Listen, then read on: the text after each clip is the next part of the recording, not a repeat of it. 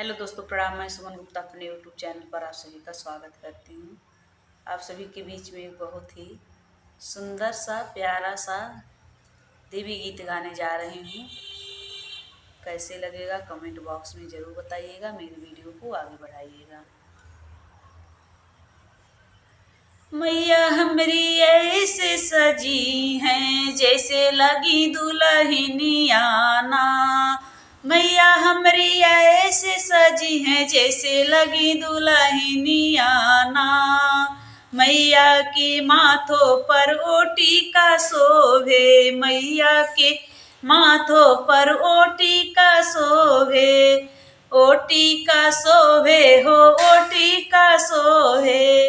विद्या देखी देखी मन मोरा मोहे, विद्या देखी देखी मन मोरा मोहे।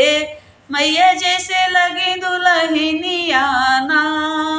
मैया के आंगों में ओ चूड़, मैया के आंगों में ओ लहंगा शोभे, ओ लहंगा शोभे हो ओ साड़ी शोभे। चुंदरी के देखी देखी मोर मना मोहे, चुंदरी के देखी देखी मोर मना मोहे। कहीं लगी जाए ना नजरिया ना, जैसे लगी दुल्हनिया ना। मैया के हाथों में ओ चूड़ी शोभे, ओ चूड़ी शोभे हो ओ कंगना शोभे। मेहंदी के देखी देखी मोर मना मोहे, मेहंदी के देखी देखी मोर मना मोहे।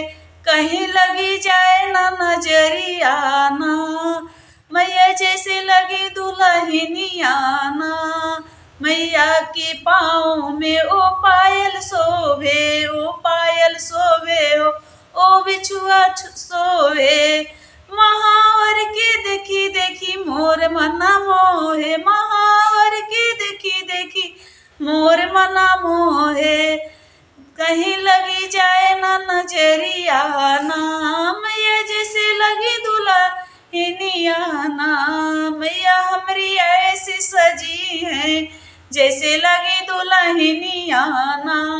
मैया हमरी ऐसे सजी है जैसे लगी दुल्हनिया ना। प्लीज़ मेरा गाना अच्छा लगेगा तो लाइक, सब्सक्राइब, शेयर, कमेंट जरूर करिएगा। मेरी वीडियो को आगे बढ़ाइएगा।